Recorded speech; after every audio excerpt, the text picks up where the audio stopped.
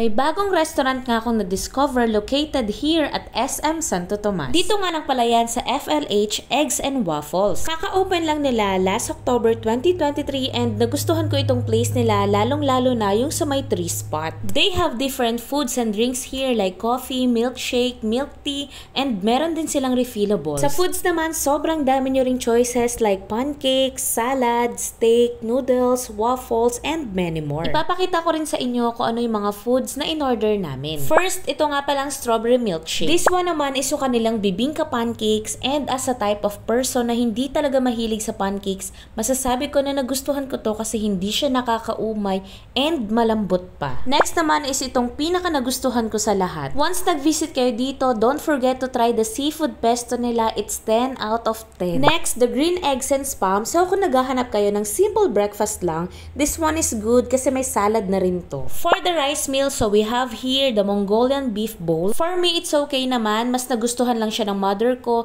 And ganun talaga, magkakaiba talaga tayo ng taste bud. And last, the calamansi pie. This one naman ay talagang malalasahan mo yung calamansi flavor niya. Sobrang na-enjoy talaga namin yung foods namin dito and masasabi ko na babalikan talaga namin to. Open sila daily from 9 AM to 10 PM. So ano pang hinihintay mo? Visit na!